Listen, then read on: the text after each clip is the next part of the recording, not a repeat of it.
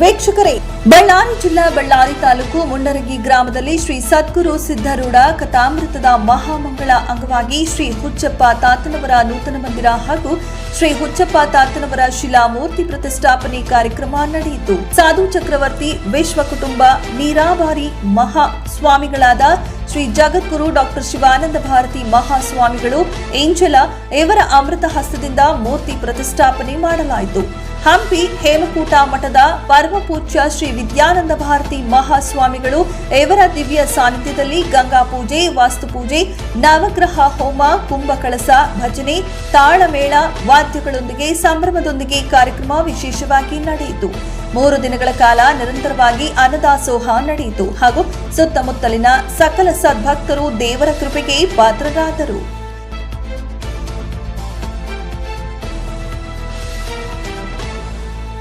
ವರದಿಗಾರರು GH Chandranna, ರಾಮಸಾಗರಹಟ್ಟಿ. ಇದು Garuda news Ballari.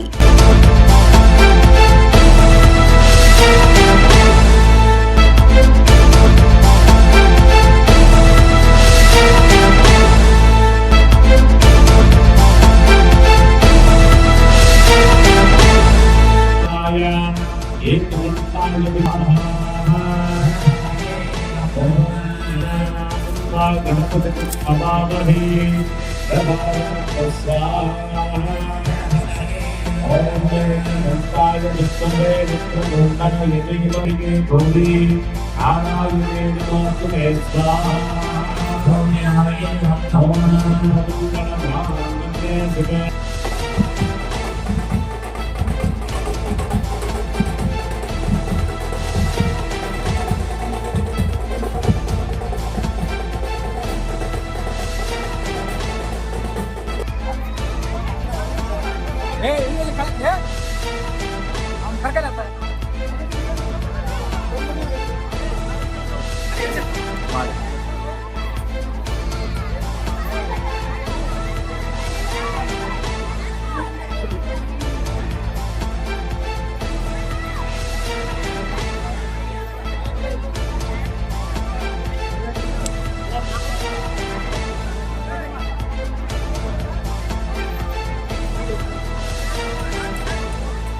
Garuda channel sir, Kudligi ತಾಲೂಕಿಂದ ಬಂದಿವಿ. ಚಂದ್ರಣ್ಣ ಅಂತೇಳಿ ಸರ್. ಇಲ್ಲಿ ವಿಶೇಷವಾಗಿ ಹುಚ್ಚಮಲ್ಲಪ್ಪನ ಕಾರ್ಯಕ್ರಮಕ್ಕೆ ಬಂದಿದ್ದೀವಿ ಸರ್.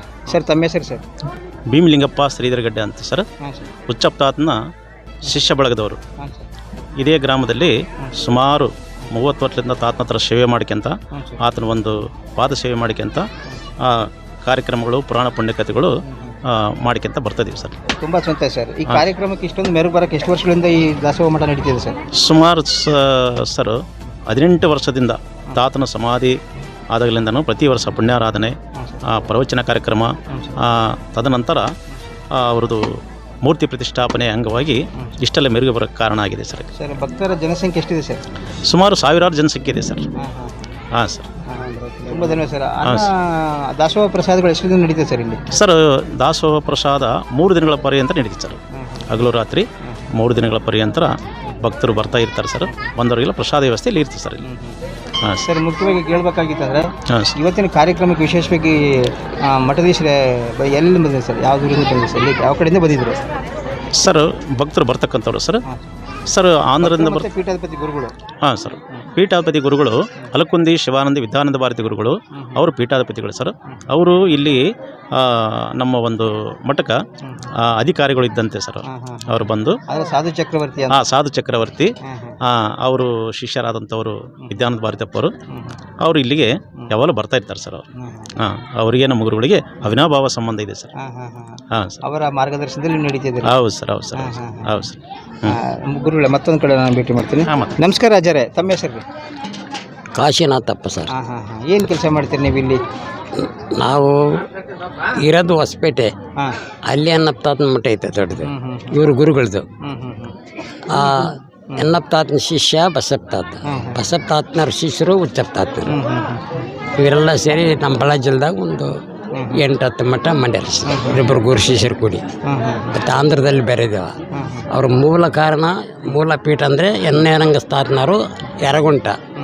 ಅವ್ರ ಜನನವಾಗಿದ್ದು ಯಲಗುಂಟ ಗ್ರಾಮ, ಹುರ್ಕೊಂಡ ತಾಲೂಕು. ಈಗೆಲ್ಲ ಭಕ್ತರನ್ನೆಲ್ಲ ಬೆಳೆಸಿಂತ ಅವರೆಲ್ಲ ಈ ಕಡೆ ಅಡ್ಡಾಡ್ಯಾರ ಎನ್ನಪ್ಪ ತಾತನವರು ನಮ್ಮ ಕರ್ನಾಟಕದಾಗ ಅಡ್ಡಾಡ್ಯಾರ.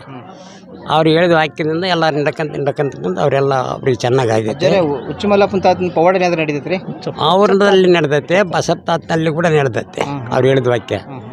ಅವರೆಲ್ಲ ಭಕ್ತರು ಸಪ್ಪಾಸ್ಕೊಂಡು ಭಕ್ತರ ಕಲ್ಲಿಂದ ದೊಡ್ಡ ದೊಡ್ಡ ಮಠ ಮಾಡ್ಯಾರ. ಜಾತ್ರೆನೂ ಆಗ್ತೈತೆ, ಹೊಸಪೇಟೆನಲ್ಲಿ ಜಾತ್ರೆ ಆಗುತ್ತೆ, ಇಲ್ಲಿ ಕೂಡ ಜಾತ್ರೆ ಆಗುತ್ತೆ ರೀ. ಅದಕ್ಕಾಗಿ ಇವಾಗ 18ನೇ ವರ್ಷ ಸರ್ ಇದು ಯಾವುದು ತಾತನವ್ರದ್ದು ಮಠ ಆಗಿ ಆ 18ನೇದು ಹೋಗ್ಬಿಡ್ತು. ಅದಾದಮೇಲೆ ಇದೆಲ್ಲ ಮಟ್ಟ ಗಿಟ್ಟ ಪ್ರಯತ್ನ ಮಾಡಿ ಒಂದು 2 ವರ್ಷದ ಮಾಡ್ತಿದ್ದಾರೆ ಇವರು. ಅದೆಲ್ಲ ರೆಡಿ ಮಾಡಿ ಅದಕ್ಕೆಲ್ಲ ಮತ್ತು ಕಲ್ಸೆಲ್ಲ ಮಾಡಿ ಪೇಂಟಿಂಗ್ ಎಲ್ಲ ಮಾಡಿ ತಾತನ ಮೂರ್ತಿನೂ ಮಾಡಿಸಿ, ನಮ್ಮ ಬಸಪ್ಪ ತಾತನ ಶಿಷ್ಯ ಹುಚ್ಚಪ್ಪ ತಾತ ಅವ್ರ ಮೂರ್ತಿನ ಮಾಡಿಸಿ ಅದಕ್ಕೆಲ್ಲ ಪ್ರಾಣ ಪ್ರತಿಷ್ಠೆ ಮಾಡಿಸಿ ಕಳಸಾರೋಹಣ ಮಾಡಿಸಿ ಬ್ರಾಹ್ಮಣ ಸ್ವಾಮಿಗಳು ಕರ್ಕೊಂಬಂದು 2 ದಿವಸ ಮುಗಿಸಿದ್ದು ಇದೆಲ್ಲ ಪ್ರಾರಂಭ ಮಾಡ್ಯಾರ. ಎಲ್ಲ ಚೆನ್ನಾಗಿ ದೀಕ್ಷಾ ಕಾರ್ಯಕ್ರಮ ನಡೀತೈತ್ರಿ? ದೀಕ್ಷೆ ನಡೀತೈತ್ರಿ.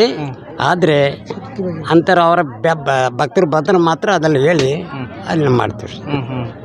ಭಕ್ತಿ ಭಜನೆ ಕಾರ್ಯಕ್ರಮ ನಡೀತವೆ, ಭಜನೆ ಕಾರ್ಯಕ್ರಮ ನಡೀತಾವ. ಹೊಸಪೇಟೆ ಮಠದಲ್ಲಿ ಪ್ರವಚನ ನಡೀತಾವ. ಹೊಸಪೇಟೆಯಲ್ಲಿ ಸಂಗೀತ ಕಾರ್ಯಕ್ರಮ ಮತ್ತು ಉತ್ಸವ, ಹೂವಿನ ತೇರು, ಈ ಶಿವರಾತ್ರಿಗೆ ಎಲ್ಲ ನಡೀತದೆ ಸರ್ ಅಲ್ಲಿ. ಮತ್ತು ಇಲ್ಲೇನು ವರ್ಷ ಶಿವರಾತ್ರಿಗೆ ಇಲ್ಲಿ ಅಮಾವಾಸ್ಯೆ ನಡೀತೈತೆ. ನಮ್ಮ ಹೊಸಪೇಟೆಯಲ್ಲಿ ಜಾಗರಣ ದಿವಸ, ಶಿವಯೋಗ ದಿವಸ ಅಲ್ಲಿ 5 ದಿವಸ ಇರ್ತೈತಿ, ಇಲ್ಲೇ 5 ದಿವಸ ಇರ್ತೈತಿ. ಇಲ್ಲಿ ಅಮಾವಾಸ್ಯೆಗೆ ಜಾತ್ರೆ, ಅಲ್ಲಿ ಜಾಗರಣ ದಿವಸನೇ ಬೆಳತನಕ ಜಾಗರಣ ಮಾಡಿ ಬೆಳಂಬ ದೇವಿದು ಗಂಗೆ ಪೂಜೆಗೆ ಹೋಗಿ ಬಂದು. ಈ ದೇವಸ್ಥಾನದ ಖರ್ಚು ವೆಚ್ಚಗಳ ಬಗ್ಗೆ ಏನಾದರೂ ಹೇಳ್ತೀರಾ ಸರ್? ಸರ್, ಈ ಮಠದ ಖರ್ಚು ವೆಚ್ಚಿನ ಬಗ್ಗೆ ತಮಗೆ ಹೇಳಬೇಕಾದ್ರೆ ಇಡೀ ಸುತ್ತಮುತ್ತಲಿನ ಗ್ರಾಮದವರು, ಶಿಷ್ಯವೃಂದದವರು, ಭಕ್ತರೆಲ್ಲ ಸೇರಿ ಎಲ್ಲ ಶಿಷ್ಟದಲ್ಲಿ ದೇಣಿಗೆಗಳ ಸಂಗ್ರಹ ಮಾಡಿ ಈ ಮಠ ಸ್ಥಾಪನೆ ಮಾಡಿದ್ದಾರೆ ಸರ್.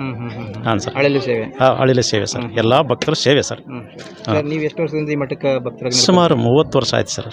ತಾತನ ಸೇವೆಯಿಂದ ನಾವು ಇಲ್ಲಿಗೆ ಬರ್ತಾ ಇದ್ದು ಭಜನೆ ಕಾರ್ಯಕ್ರಮ, ಪುರಾಣ ಇತ್ಯಾದಿಗಳಲ್ಲಿ ನಾವು ಭಾಗವಹಿಸ್ತಾ ಇರ್ತೀವಿ ಸರ್ ತಾತನ ಹತ್ರ. ತುಂಬ ಸಂತೋಷ ಸರ್. ನಿಮಗೂ ನಿಮ್ಮ ಕುಟುಂಬಕ್ಕೂ ಆರೋಗ್ಯ ಕೊಟ್ಕೊಂಬಂತ ಕಾಪಾಡಲಿ. ಕೊನೆಯದಾಗಿ ಭಕ್ತರ ಸಮೂಹ ಸೇರಿದಾಗ ನಿಮಗೆ ಮನಸ್ಥಿತಿ ಹೆಂಗಾಗುತ್ತೆ ಸರ್? ಈ ಸಮೂಹ ಸೇರಿದಾಗ ಭಾಳ ಖುಷಿ ಆಗುತ್ತೆ ಸರ್. ಇಷ್ಟು ಜನಸಂಖ್ಯೆ, ಇಷ್ಟು ಒಂದು ಪ್ರಸಾದ ವ್ಯವಸ್ಥೆ, ಮತ್ತು ಇಲ್ಲಿ ಒಂದು ಪ್ರತಿಯೊಂದು ಮಾಡ್ತಕ್ಕಂಥ ಒಂದು ಭಜನೆ ಕಾರ್ಯಕ್ರಮಗಳು ಇಷ್ಟೆಲ್ಲ ನೋಡಿದ್ರೆ ಭಾಳ ಒಂದು ಜೀವನನೇ ಪಾವನ ಆಗುತ್ತೆ ಸರ್. ಮೈ ಮರಿತೀರಿ? ಹೌದು ಸರ್, ಹೌದು ಸರ್, ಭಾಳ ಪುಳಕಿತರಾಗ್ತದೆ ಸರ್. ಹಾಂ ಸರ್, ನಿಮ್ಮ ವೈಯಕ್ತಿಕ ಜೀವನದಲ್ಲಿ ಭಕ್ತರ ಸಮೂಹ ಸೇರಿಕೊಂಡಾಗ ಸರ್, ನಿಮ್ಮ ಒಕ್ಕಲ್ತನ ಆಗಿರ್ಬೋದು, ನಿಮ್ಮ ಮನೆ ಕುಟುಂಬ ವೈಯಕ್ತಿಕ ಜೀವನ ಆಗಿರ್ಬೋದು, ಸರ್, ಅದರಲ್ಲಿ ಸಂತೋಷ, ಇದರಲ್ಲಿ ಸಂತೋಷ ಸರ್ ನಿಮಗೆ? ಸರ್, ಇದರಲ್ಲಿ ಇರ್ತಕ್ಕಂಥ ಸಂತೋಷ ಬೇರೆ ಎಲ್ಲಿ ಸಿಗಲ್ಲ ಸರ್.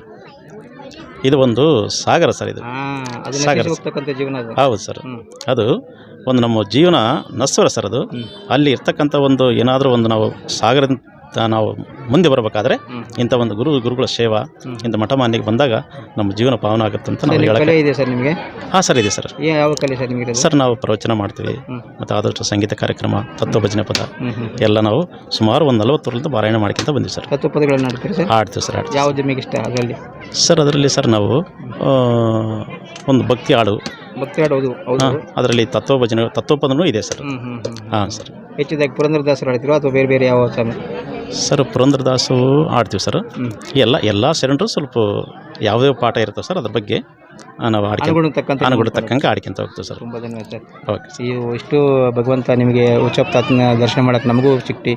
ಆ ಭಗವಂತ ಗರುಡ ನ್ಯೂಸ್ ನಮ್ಮ ಸಂಪಾದಕರಾಗಿರ್ತಕ್ಕಂಥ ಮಲ್ಲೇಶ್ ಅಣ್ಣವ್ರು ನಮಗೆ ಇಲ್ಲಿ ಕರೆ ಕಳಿಸಿ ಹೋಗಪ್ಪ ಇಲ್ಲಿ ಮಾಡ್ಕೊಂಬ ಅಂತ ನಮ್ಮ ಗುರುಗಳು ಗುರುಶಂಕರಪ್ಪನವ್ರು ಕಳಿಸಿದ್ರು. ಭಾಳ ಖುಷಿ ಆಯ್ತು ಸರ್. ಇಲ್ಲೆಲ್ಲ ವೈಭವ ನೋಡಿದ್ರೆ ಕೈಲಾಸ ಅಂತ ಕಾಣುತ್ತೆ ಸರ್ ನಮಗೆ. ನಿಮ್ಮ ಭಕ್ತರ ಸಮೂಹ, ಯಾಕಂದರೆ ಹಿಂದುಳಿದ ಜನಾಂಗದಲ್ಲಿ ನಾವು ಕುಂತು ಈ ಸಾರಿ ಕೆಲಸಗಳು ಮಾಡ್ಕೊಂಡು ಪುಣ್ಯದ ಕೆಲಸ ಸರ್. ಕೊನೆಯದಾಗಿ ಸರ್, ಈ ಹುಚ್ಚಪ್ಪ ತಾತದ್ದು ಇದೇ ಊರಿಗೆ ಬರೋಕ್ಕೆ ಕಾರಣ ಏನು ಸರ್?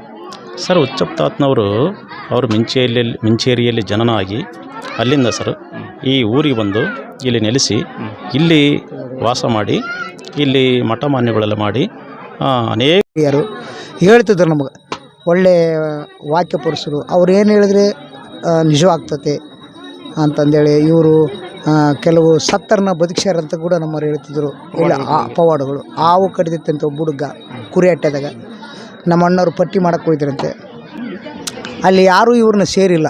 ಇಬ್ಬರನ್ನ ಸೇರ್ಲಂಥ ಸಮಯದಾಗ ಅಲ್ಲಿ ಇವರು ಪರೀಕ್ಷೆ ನೋಡಿಸೋಕಲ್ಲ, ಇವ್ರು ಏನಂತ ಗೊತ್ತು ಮಾಡ್ಕೋಬೇಕಂತ ಒಬ್ಬ ಹುಡುಗ ಅಂತ ಸಣ್ಣ ಹುಡುಗ ಹಾವು ಕಚ್ಚಿ ಮೃತಪಟ್ಟಾಗ ಇಲ್ಲಿ ಅಲ್ಲಿಗೆ ಹೋಗ್ಬಿಟ್ಟು ಆ ಹುಡುಗನ ಬದುಕಿಸಿದಾಗ ಇವ್ರನ್ನ ಪ್ರೀತಿ ಮಾಡಿ ಇವರಿಗೆ ಎಲ್ಲ ದವಸ ಧಾನ್ಯಗಳು ಕೊಟ್ಟು ಇವರಿಗೆ ಕಾಣಿಕೆ ಕೊಟ್ಟು ಕಳಿಸ್ತಾರೆ ಅಂತ ನಮ್ಮ ಅಣ್ಣವ್ರು ಹೇಳ್ತಿದ್ರು. ತುಂಬ ಧನ್ಯವಾದ ರೀ, ಸಾಕಷ್ಟು ಸಮಗ್ರ ಮಾಹಿತಿ ಕೊಟ್ಟಿದ್ರಿ. ಹಾಗೆ ಅಮ್ಮ ನಮಸ್ತೆ, ನಮಸ್ಕಾರ. ಹಾಂ, ತಮ್ಮ ಹೆಸರಮ್ಮ? ಶಿವಮ್ಮ ಅಂತೇಳಿ ಸರ್. ಶಿವಮ್ಮ ಅಂತೇಳಿ. ಏನು ಕೆಲಸ ಮಾಡ್ತೀರಿ? ನಾನಿವಾಗ BCom ಫೈನಲ್ ಇಯರ್ ಮಾಡ್ತಿದ್ದೀನಿ ಸರ್. ಇಲ್ಲಿಗೆ ಬಂದ ಕಾರಣ ಏನು? ಸರ್ ನಾನು ಹುಟ್ಟಿದಾಗ ಅವರು ನಮ್ಮ ಮನೆಗೆ ಬಂದಿದ್ದ ರೀತಿ ಆಗಲಿ ಅದು ನಾವು ನೋಡಿಲ್ಲ ಸರ್. ಬಟ್ ಅವ್ರು ನಮಗೆ ನಮ್ಮ ಫ್ಯಾಮ್ಲಿಗೆ ಎಷ್ಟು ಹತ್ರದಲ್ಲಿದ್ದಾರೆ ಅಂದರೆ ಪ್ರತಿಯೊಬ್ಬರಿಗೂ ನನ್ನ ಅಕ್ಕ ಇರ್ಬೋದು, ನನ್ನ ಅಣ್ಣ ಇರ್ಬೋದು, ಎಲ್ರಿಗೂ ಹೆಸರಿಟ್ಟು ಅವ್ರು ನಮ್ಮ ಮನೇಲಿ ಒಂದು ಏನು ದೈವದ ರೂಪನೇ ಆಗಿದ್ದಾರೆ ಸರ್. ಆ ಒಂದು ಇದಕ್ಕಾಗಿ ನಾವು ಪ್ರತಿ ವರ್ಷವೂ ಬರ್ತೀವಿ, ಪ್ರತಿಯೊಂದು ಕಾರ್ಯಕ್ರಮಕ್ಕೂ ಭಾಗಿಯಾಗ್ತೀವಿ ಸರ್. ಅದೊಂದು ಋಣ ಇದೆ ಸರ್ ಇಲ್ಲಿ.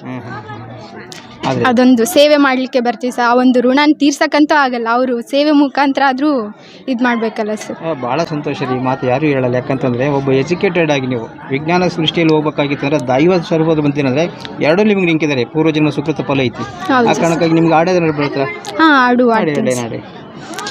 ನೀಡು ಶಿವ ನೀಡದಿರು ಶಿವ, ನೀಡು ಶಿವ ನೀಡದಿರು ಶಿವ, ಬಾಗುವುದು ಎನ್ನ ಕಾಯ, ಬಾಗುವುದು ಎನ್ನ ಕಾಯ, ನಾನೇಕೆ ಅಂಜಲಿ ನೀ ನನ್ನ ಹಂಬಲಿ, ನೀಡು ಶಿವ ನೀಡದಿರು ಶಿವ. Thank you sir. ತುಂಬ ಧನ್ಯವಾದಮ್ಮ. ಯಾಕಂದರೆ ನಾನಂತೂ ಬೆಳೆದಿದ್ದು ಸಜ್ಜುತ್ತೇನೆ, ನೀನಂತೂ ಬಾಗಿದ್ದು ಬತ್ತತ್ತೇನೆ. ಬಾಗಿರೋ ಬತ್ತತ್ತೇನೆ ಶಂಕರ ನೈವೇದ್ಯ ಆಗುತ್ತೆ ಹೊರತಾಗಿ ನಾನಂತೂ ಬೆಳೆದ ಸಜ್ಜುತ್ತೇನೆ ಯಾವತ್ತೂ ನೈವೇದ್ಯ ಆಗೋಕ್ಕೆ ಸಾಧ್ಯವಿಲ್ಲ. ಹಾಗೆ ನಿಮ್ಮ ಜೀವನದಲ್ಲಿ ನೀವು ಬಾಗಿದ್ದೀರಿ, ಭಕ್ತಿಯಿಂದ ಭಗವಂತನ ಮುಂದೆ ಸಾಗಿದಾಗ ಯಾವ ಜೀವನದಲ್ಲಿ ಬಾಗ್ತಿರೋ ಅವ್ರಿಗೆ ಒಳ್ಳೆಯದನ್ನೇ ಕೊಡ್ತಾನೆ. ನಿಮ್ಮ ಹೆಸರು? ಉಮಾದೇವಿ. ಏನು ಮಾಡ್ತೀರಿ? ಗಾಡಿ ಪೂಜೆ ಮಾಡೋದು ಮುಂದೆ.